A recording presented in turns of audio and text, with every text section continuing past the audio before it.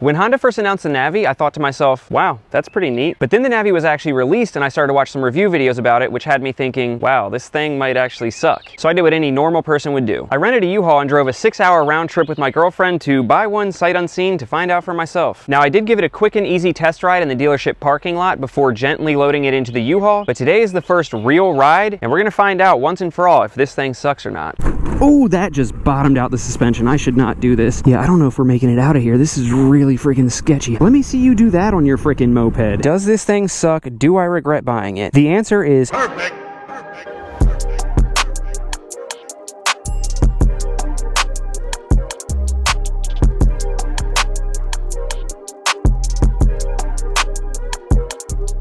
Welcome back to Life of Birch. This is Birch, and surprise, we bought a Navi. My girlfriend Nina and I have been talking about going halvesies on one of these things for the longest time, but they have been impossible to find up until a few days ago when we found a stash of like 5 of them at a dealership out in Cumberland, Maryland. Shout out to Tim Brook Honda of Cumberland, Maryland. It was well worth the 2.5-3 hour drive to go out there because we finally have a Navi. And shout out to our salesman Zach also, who not only is a great salesman, but also helped load up the Navi and shoot some B-roll for me. Talk about the trifecta of a salesman. Anyway, if you guys are at all familiar with the channel, you know exactly how we like to ride these mini motos. Okay, what the hell? And that's exactly what I mean by its first real ride. We're gonna put this thing through its paces and see what it's made of, but not just that. We're gonna go over all of its features or lack thereof, talk about some of the specs and stuff like that before we get on the road, and we're not just going like off-roading and doing crazy stuff. We're actually gonna do like normal riding. I know that's hard to believe, but we're gonna do like a 20-minute trip from here to downtown Annapolis and kind of just ride around a little bit and see how capable this thing actually is. But before we get started, make sure to go ahead and subscribe if this is your first time finding the channel, because there's going to be a ton of Navi content coming in the future, as well as content with the Grom, the Rebel 300, and the Rebel 1100. We have the Honda Squad, so make sure to subscribe so you don't miss out. Alright, now let's go ahead and check out this beautiful, beautiful high-tech machine and check out some of the features, or like I said, lack thereof. This thing really is bare bones, but what can you expect? The MSRP on this bad boy is $1,807. So obviously at a price tag that small, what can you expect? Just to put it in comparison, it's like half the price of the Grom, even though they look kind of similar, but they are nothing alike in reality. So this beast is powered by a whopping 110cc motor, and I know what you're thinking. Yes, it does look like a leaf blower, and who knows, it might be a Honda leaf blower. So you got the little baby 110cc motor in there, but the thing is that you still need your motorcycle license to operate one of these. In Maryland, and I believe every other state also, you need a motorcycle license to operate anything over 50 cc's. So even though this thing is kind of like a glorified scooter, which we'll get into a little bit, you do need your motorcycle license to ride one of these on the road. Now, what do I mean by a glorified scooter? We've already gone over the fact that it pretty much has a leaf blower of an engine, but also this thing, you'll notice, does not have a clutch lever. The Honda Navi is actually fully automatic, has a CVT transmission, you don't need to shift at all, and this lever right here is actually a convenient little parking brake. So boom, you put that on, it locks up the rear brake, and now it's not going to roll anywhere. Because any of these guys that are manual, you can just leave them in first gear and it won't roll anywhere, but with this, because it has the automatic transmission, you need to have the parking brake to lock it up. Now, speaking of brakes, that's a nice little segue. These brakes are actually drum brakes. So we are living in the Stone Ages with these, a la moped, a la scooter, you know. All of these things are actually in the 21st century and have disc brakes. These are old school drum brakes. Now, these brakes are actually linked also. If you look closely, you can see that the front has 2 brake lines running to it, and then the rear also has 2 brake lines running to it. So what that means is that when you hit the front brake, what it's going to do is it's only going to grab the front brake, but when you hit the rear brake, you're going to see it not only grab the rear, but also the front. You guys like that quick thinking, whipping the phone out so I get the second angle? It's called thinking on your feet, people. Now, the link brakes are nice because I feel like lots of the people riding this are going to be either first-time riders or inexperienced riders, and most people come from like riding a bicycle where you just lock up the rear brake and hope for the best. But with any kind of motorcycle or just vehicle period, all of the stopping power comes from the front. So with this, if you're not grabbing the front and you just instinctively go to lock up the back, the bike is going to give you some front brake also to make sure that you just totally don't slide out and eat crap, because obviously this thing does not have ABS. Now, when I was first looking into these things and I heard that they had linked brakes, I was kind of thinking that like when you hit the front, it hits both brakes, and when you hit the back brake, it hits both. And I still thought that even when I brought it home, because you see the 2 lines going to each. But like I said, we have the parking brake. So the parking brake is actually what goes to the second line for the back. So the brakes are linked, but technically only the rear brake. You hit the rear, it does both. You hit the front, it only does the front. Now, moving on to the next thing that is a la moped, a la scooter, we're going to come down here and you're going to see that the motor is actually carbureted. That's that's a carburetor right through there, whereas all of these modern bikes are all fuel injected. Now obviously carburetors are cheaper, so it keeps the cost down, and some people say they're easier to work on, whatever. Personally, I'm not a fan of carburetors, but this one hasn't given me any problems at all. Some of the reviews that I watched, like Quasi Motards, he had some issues with his carburetor and he had to tune it to get it running right, and it was dying out and bogging down. So far, with the whopping 1.6 miles that I've put on this thing though, it's been running totally fine, so I might be team carburetor now. And along with the carburetor comes the joys of a petcock right here. At least I'm pretty sure that this part is what is called the petcock. But anyways, what this does is it controls the fuel. So if it's turned to the middle here, you can see the little notch pointed towards the middle, the fuel is off. That way when you're storing the bike over winter or whatever, the fuel just stays in the tank. It's not in the fuel system, so it's not like gumming everything up. If you turn it back down to the down position, that means that the main tank is fully open. So that'll let it run like normal, whatever. And then the weird thing with these is they don't have a gas gauge. Or I should say it does have a gas gauge, but it doesn't have a gas light. So once it gets down towards E, that's when you hit reserve and the bike will start sputtering out. You turn this bad boy all the way to the up position for the reserve, and that lets you get the last of the gas to make it to the gas station. Hopefully I explained that properly. Like I said, I'm not really a carburetor guy, but it is super interesting that it works like that. Now, as we're talking about the carburetor and the reserve and blah, blah, blah, blah, blah, and I'm talking about how it runs perfectly, and I've heard some people have some issues, but I haven't had any yet, it's worth mentioning that I get this thing to start up without the choke every single time that I've done it. And by every single time, I mean it's been twice, but still. It starts up first try, so let's go ahead and do that actually. And here's another weird thing. You turn it to on, and there are no lights indicating that it's on whatsoever. You just gotta like assume that it's on. You don't get any headlights, you don't get any tail lights, nothing until it's actually running. Now to start a Navi, you actually get two different options. You get the one that most people are used to on modern bikes, which is an electric start, but you also have the option of doing a kick start. So that's nice. If your battery dies, you can kick start it. If you want to look cool and look like an old school cafe racer guy, you can kick start it. Honestly, I think it's pretty cool, and I might kick start it more often than not. Actually, you know what? Let's go ahead and try that. This motor is totally cold. It hasn't been running at all. And we're going to throw this bad boy up on the center stand and see if it'll start first kick with no clutch. And by clutch, I mean choke. Holy crap. All right, so this guy right here is the center stand. What you're going to do is hold the front wheel straight, put the center stand down, and you're going to apply pressure on that as you pull up and kind of back on this grab handle right here. So one swift motion,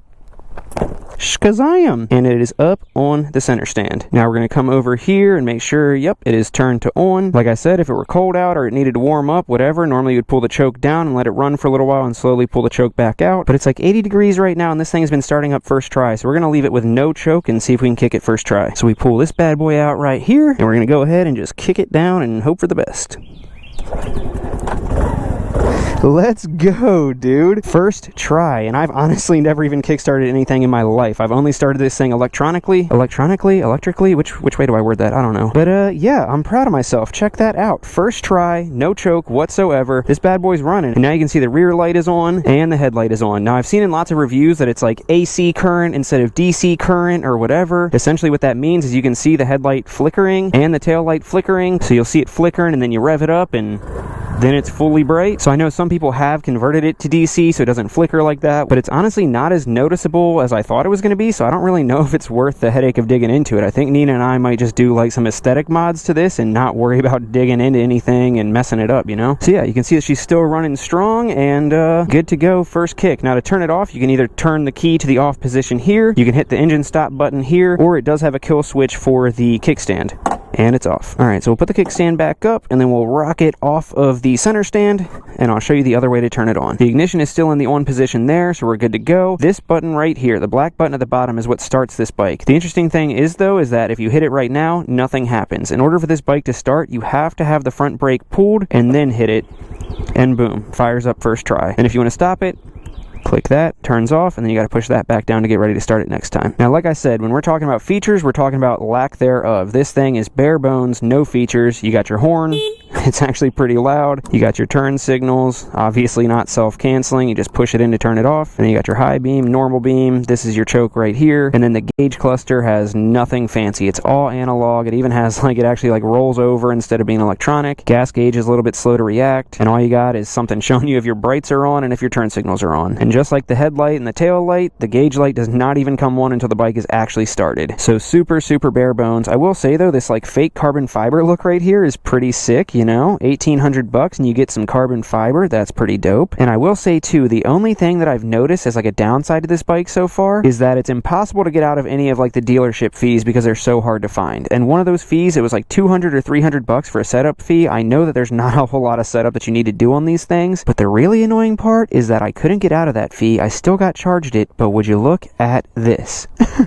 Literally after unloading it from the U-Haul, the freaking mirror's already flopping around. I mean, all you gotta do is tighten this bolt down right here and you're good to go. But how dare you, Honda, make the dealer charge me 250 bucks and the freaking mirror is not even tightened down? This is blasphemy. Alright, now what other few features do we have to show you? I guess I'll take the key here and I'll show you where to get. Give me the freaking key. What? Oh, it's still on. Gotta turn it to off to take it out. Duh. So yeah, we'll put it in here, turn that to the right, and that's where the gas cap is. It's just a super basic freaking, like, super basic gas cap. And then we'll bring the key down here, and you have this nifty little storage compartment. Look at how much space that is. That's actually super convenient. For Nina, she can throw a little purse in there, throw whatever she needs. For me, I could probably fit some tacos in there, so that's super sick. And then the last fancy thing that the key does is you can put it right there, turn it, you'll hear the seat pop, and you can take it off. So under here, you don't got a whole lot going on. Looks like you got a little bit of storage here that won't really fit much of anything but like a wallet and your registration or whatever. Got a little toolkit right here. Honda toolkits usually aren't a whole lot, especially with like a little scooter like that, so we'll see. Yep, has a screwdriver and a wrench, and that's pretty much it. But you know, for a super bare bones carbureted bike, what else do you need? Now, like I said, this bike is only 1,800 bucks, so it's not expected to have the greatest craftsmanship ever. You can see that the welds are a little bit janky, but they do the trick. And I don't know if you guys will be able to tell, but there is like some brown stuff on the welds, and I've seen a few other people point that out on the Navi forums as well. At first I thought it was rust, but like there's no way, so I don't know if it's just something that like Honda puts on before painting the frame to keep it from rusting. I don't know. I mean, it seems fine. It's just a little bit weird that you see that, and I've seen it a few places like back here and stuff too, so not really sure what that is. So super straightforward on this guy. Just throw the seat back on and it'll lock in place.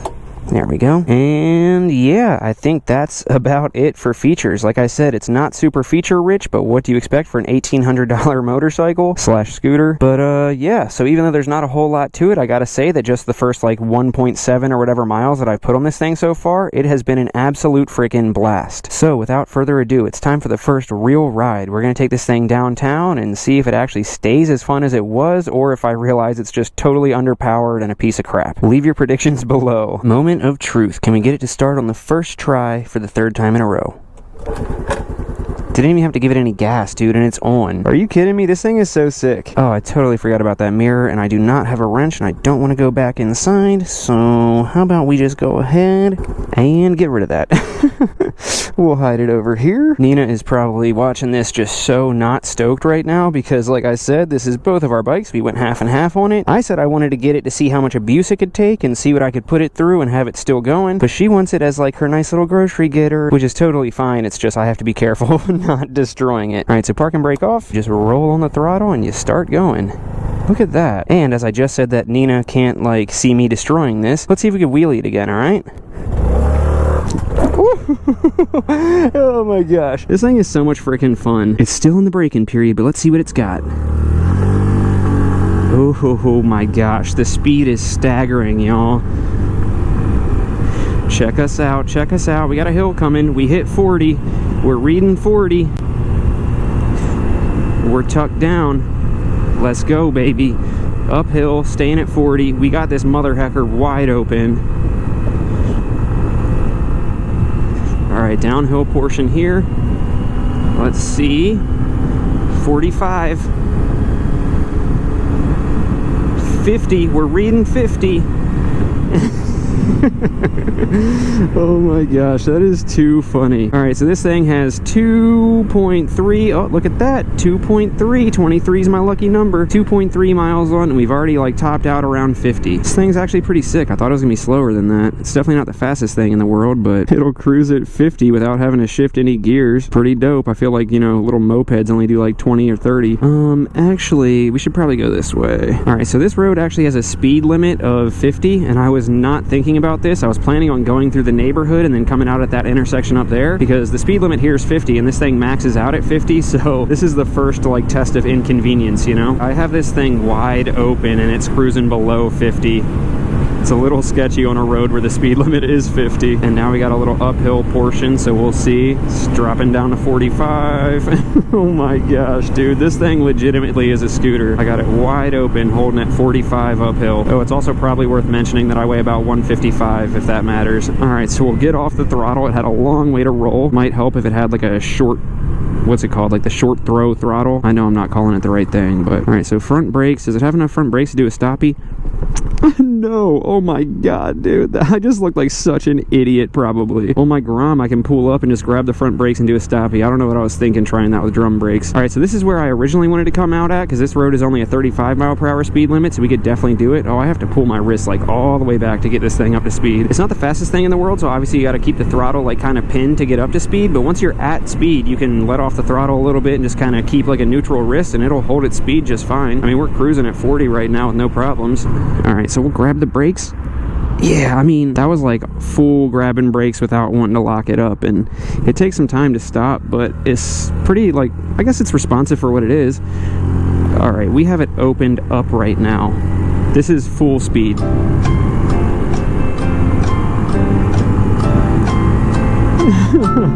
Oh my gosh. Alright, we just passed 40. Yeah, I mean, it takes a while to get up to speed, but then it'll like hold the speed just fine, you know? Let's hit just the rear brake and see how quickly it can stop. Oh yeah, definitely grabs some front. That's nice. Doesn't stop on a dime, but that was actually surprisingly good for only hitting the rear brake. Now, fortunately, nobody's coming, but this is the kind of turn where it's like uphill from a stop sign where I could see this being sketchy, because I have it wide open right now. Like, this road's speed limit is 35. I have it wide open this entire time, and we just hit the speed limit. For a scooter, it's fast, but for a motorcycle, it is slow AF. You can definitely throw it around, though. Look at how nimble this mother hecker is, dude. All right, you know what? Let's put our life on the line to prove a point here. We got our turn signal on. There's a car behind me. Please see me and don't rear end me. Thank you. And we'll turn into here. So you guys know that I've taken the Grom down here quite a few times, and there's this cool little pier here that I've walked it out on to take some pictures. So of course we got to do mini moto activities with this and do the same thing. But the thing is, when you're pulling out of here, we got to go that way, and it's a big hill as soon as you turn out. So we're gonna see like how just dangerous it is for this to pull out of here from a dead stop and have to get up to 35 going uphill. First things first, let's walk this guy down the pier and get a sick pic, because that is just what you do with mini motos. Now, it is worth noting that with this, like I said, it has the kickstand kill switch thing, so when you put the kickstand down, it'll turn off. Most bikes do that, but most bikes have a neutral, so you can keep it running and still put the kickstand down as long as it's not in gear. These are always in gear, so it will always die if you put the kickstand down. So if you want to do something like this, where you leave it running while you do something, you have to put it on the center stand. You can put it on the kickstand, but you'll have to restart it every single time. All right, so let's check out what I was talking about right here. So you can see that I'm already, oh, what's up? Oh, dude, they have a Rebel. All right, so we're going uphill. We gotta get on it, and then it's an uphill here. Let's see how quick we can get up to 35, which is the speed limit. Got it wide open, and there. We finally hit 35, finally hit the speed limit. So yeah, it'll do it. It wasn't as sketchy as I thought it was going to be, honestly. I gotta say that for how slow this thing is, it's actually really nice having the CVT transmission, because like the Grom isn't the fastest thing in the world, but it still has 4 gears, or 5 gears if you have the newer one. So it's super slow and you're constantly shifting. With this, it's like definitely way slower than the Grom, but ooh, can I get in front of them? Ooh, see, that was a little bit sketchy because I hit the throttle expecting to like gas up and get in front of that Accord, and then I was like, oh yeah, there's no power behind it. I don't remember what I was saying now. Oh yeah, but with the Grom, you only have 4 or 5 speeds, so it's super slow and you're constantly shifting. With this, it's super slow, but you don't have to shift. You just twist and go, so it's like taking out the burden of shifting. All right, let's see if we can talk to this person. Nice bike. Thanks, man. You too. I have a Rebel 1100 and my girlfriend has a Rebel 300. Well, that's awesome. How's the 1100? It's great. I had the 500 before it, and I would have kept the 500, but the 1100 came out, and I was like, nah, I have to do it. Yeah, I was thinking the same thing. Yeah. All right, man, ride safe. He should definitely pass me because I am way too slow to be in front. Let's see how it does over this bridge. It is a beautiful freaking day. Now, I will say, I'm just twisting the throttle, not even thinking about anything, and I'm staying with traffic now. I guess when you, like, focus on how fast it is, it feels slow, but if you just, like, mind your business and try to keep up with traffic, you're fine. Yeah, it's handling this bridge just fine. Like, it didn't feel like it was struggling to get up to the top, and then it gets to the top and you can take your hand off the throttle a little bit and just like cruise to the bottom. This is nice. I know that some of what I'm thing is conflicting. Like one second I'm like, oh, it's so slow, and the next second I'm like, oh yeah, it does everything just fine. But like, you know, that's what test runs are for. All right, we'll turn this away. And like I said, it's super bare bones. When you turn on the turn signal, oh, what's up, brother? When you turn on the turn signal, it just like flashes. Like, I guess whether you have the left turn signal on or the right turn signal on, or, you know, your hazards, whatever, no matter what you hit, you're gonna get just like that, indicating that one of them is on, and then it's your job to figure out which one and turn it off. All right, so now we're headed into downtown Annapolis, which I feel like is kind of where this thing is designed to shine. I feel like it's like designed for being the perfect, just like scooting around town, like cafe hopper kind of thing. So we'll see how it does here. Oh, yellow lights will accelerate. That was pinned, and we made it through. Oh man. Oh, that makes a nice little drum. Who would have thought? How do you like that? It's pretty cool. I've seen some people take this off and then put little like control switches right here. So if they add like underglow or like extra lights or something, they just put the switches right here, and that looks pretty slick. Oh, where am I? Oh, I just hit the brakes and it like actually stopped a lot harder than I thought it was going to. All right, let's turn down here because we have to do mini moto activities. It wouldn't be a mini moto adventure in downtown Annapolis if we didn't take a picture in front of the old firehouse right here, because, you know, it's massive and this is a mini moto. Oh my gosh. Okay, yeah, that bump jarred me. So I think what I've noticed so far is that the rear suspension is like actually way better than I thought it was going to be. Like I said, I put Nino on the back and it barely compressed. Doesn't seem to be bucking me around a whole lot, but the front suspension barely has any travel, it feels like. Maybe I'm just biased because when I did the first wheelie off of that curb, it got a little bit sketchy and like clapped and bottomed out. Oh my god, I was not ready for that. That's awesome. I clapped that front suspension. I was gonna say, I thought the front bottom. It did. But like even going over this little teeny tiny bump right here, it just felt like the front suspension was like, please no more. The back is great. You can see like how long the shock travel is, but in the front you got that little like rinky dink like meh, you know?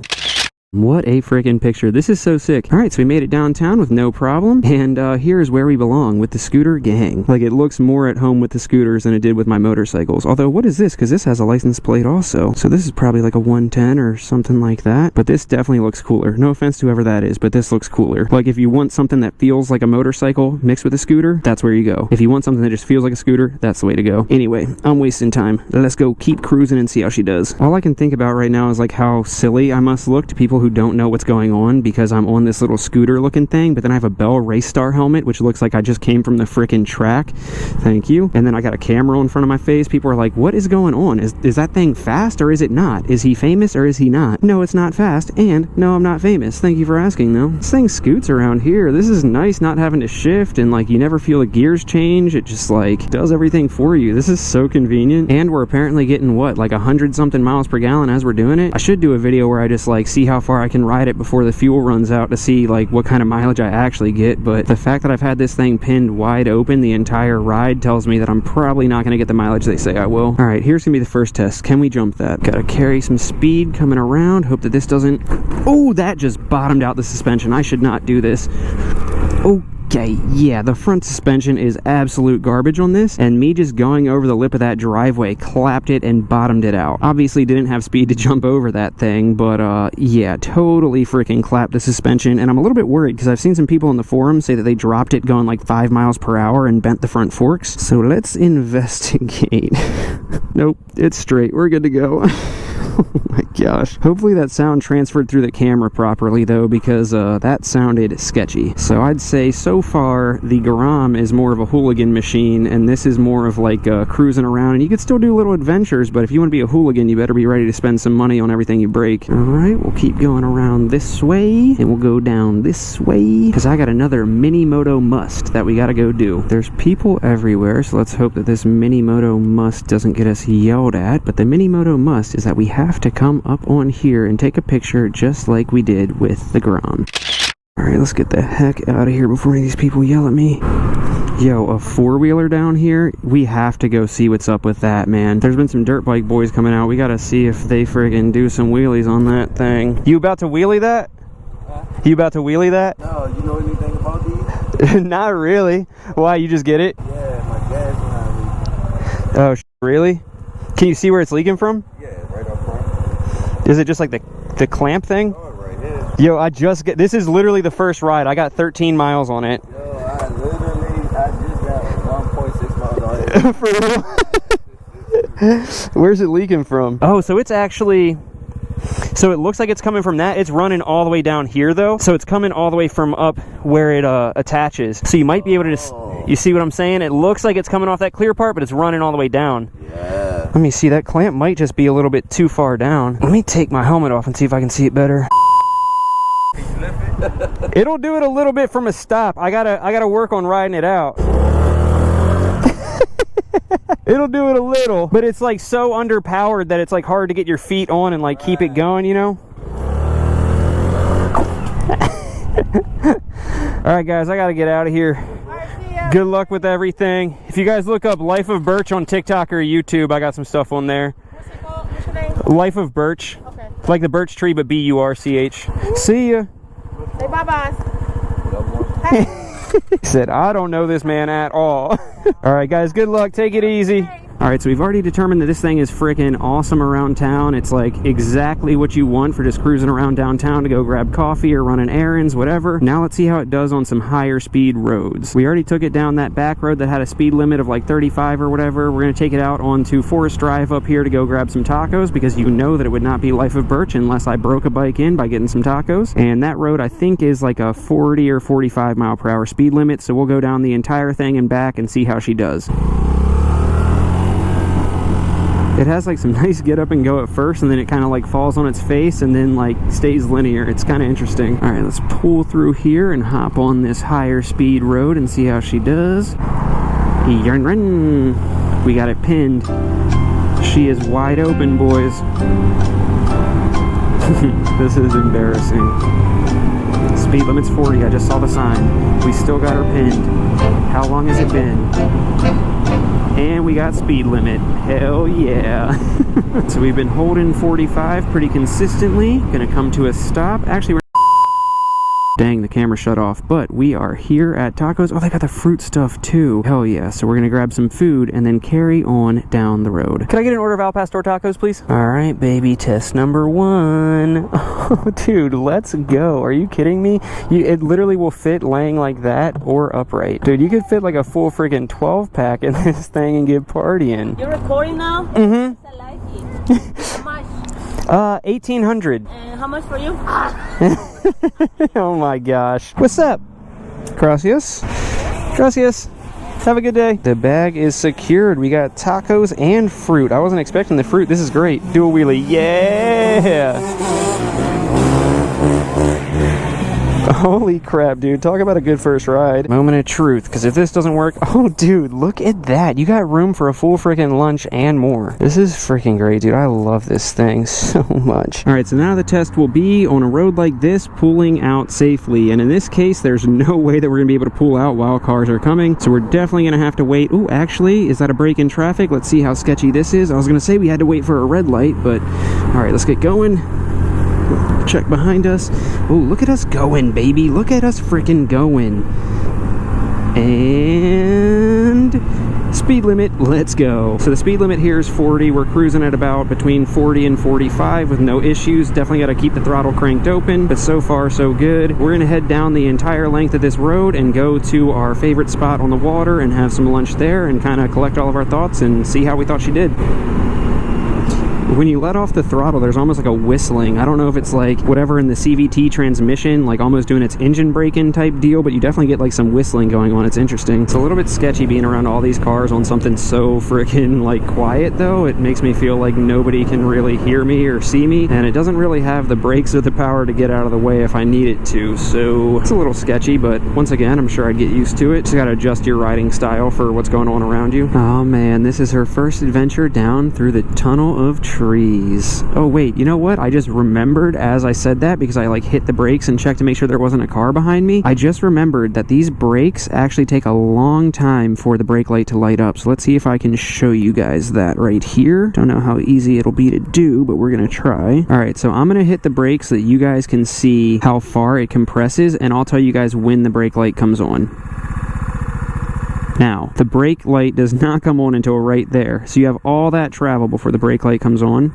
right now. Yeah, so it's a little bit weird. I've seen people complain about the same thing, so I don't know if it's just like how this dealership set it up and like maybe that can be adjusted, but it sounds like an overall Navi thing. So it's a little bit sketchy because you really don't, like, it'll start slowing down like here. So you could be slowing down and not even have the brake light on and not have anybody behind you know that you're stopping, because right there is when the brake lights turn on and you're like really grabbing it at that point. And the same thing with the rear, so you guys can see where it is.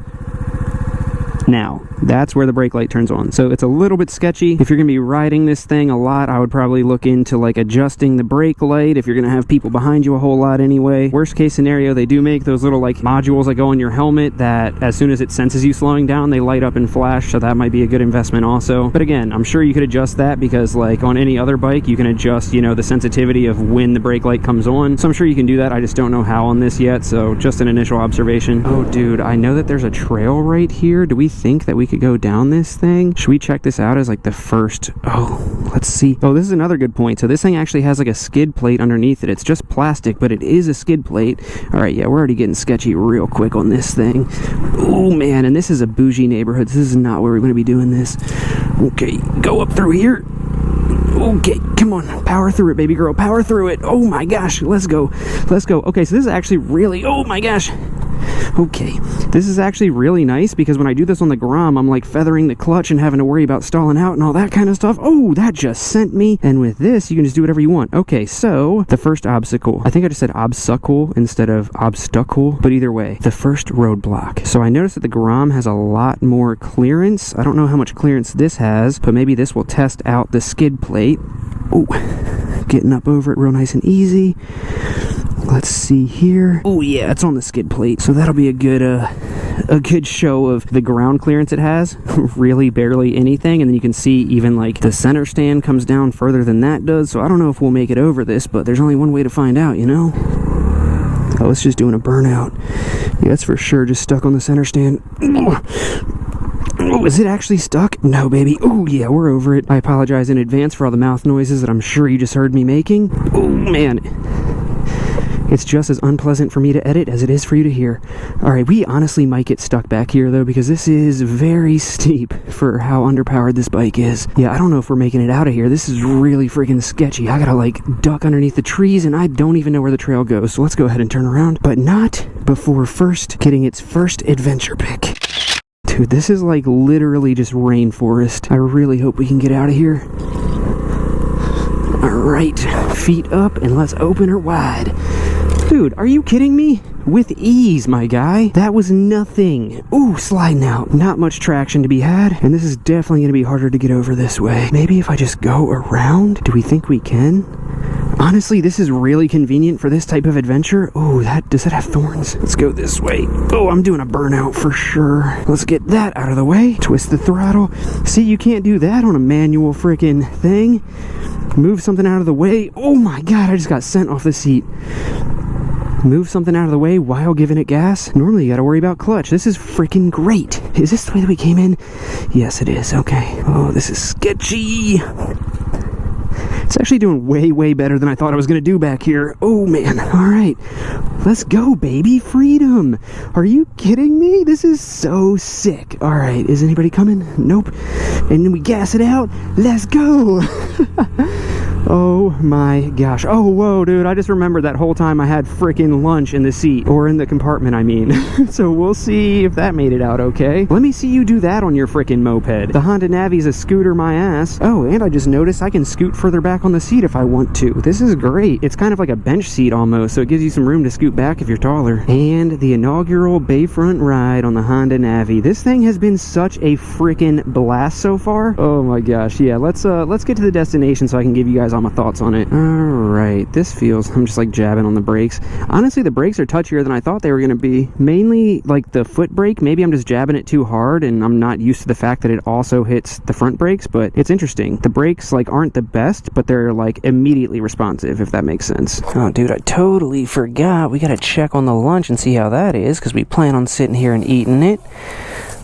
I mean, that looks to be still intact. And check that out. We're good to go, dude. This thing is so freaking sick. Alright, so what is the verdict? Does this thing suck? Do I regret buying it? The answer is hell no and hell no. This thing is so sick. Now, I will preface that by saying, if you're looking for a motorcycle, this might not be what you're looking for, but if you're looking for like an upgraded scooter, this is exactly what you want. And what I mean by that is that it's a total freaking blast. It is incredible. Like, for the price, you can't beat it. But is it a motorcycle? I don't know. I mean, technically it is, but I would say that if you're looking to learn to ride a motorcycle, get an actual motorcycle to learn on. This will feel just like an advanced scooter, you know? If you're just looking to bop around town, this is the perfect thing because it's perfect around downtown Annapolis and just scooting around on side streets and just having the most fun possible getting places and just getting a freaking 110 miles per gallon or whatever. But then when you're ready to take it out of the city, it'll top out at like 50-ish, so you don't have to worry about like, okay, I got it downtown, but now it has to stay downtown. You can like actually get on the roads that are, you know, 40-ish miles per hour and keep with the flow of traffic and get to wherever you need to go. It's super convenient. You don't have to shift. You just twist the throttle and you go. It doesn't have any of the fancy tech or anything, but that makes it super low maintenance and you don't have to worry about anything. I did already scratch the friggin' exhaust cover on a tree, so that's, you know, whatever. Sorry about that, Nina. But man, this thing is a freaking blast. Where else for $1,800 can you find something that's technically a motorcycle that you can have that much fun on, has a freaking trunk that you can throw all of your lunch plus some in there, has a cool little kickstart, super smooth to drive, you don't have to shift, you don't got to worry about the brakes because they're linked, it's not loud so you can scoot around wherever you want. Overall, I'm freaking stoked on this thing, man. If you're considering getting one, get it, unless you don't like fun, in which case do not get it because this thing is a freaking blast. That's gonna do it for this one, guys. My initial impressions, I could not be happier with this thing. So stoked on it. I'm gonna get eating my lunch because that looks incredible. Make sure to like, comment, subscribe, and thank you so much again to the Patreon members. This bike is honestly sponsored by Patreon because there's no way that I could have even paid for my half of it comfortably if it weren't for all the support that I get from Patreon. So thank you guys. I love you more than you know. I'm out of here. Love you. Peace. Oh, so basic. Hope you play this. Damn, I prayed it. Nice song and I became this. Old souls fake it. Paid those placements. Fuck shit. And I'm still waiting on the brighter days. Been a minute, been rough many times more.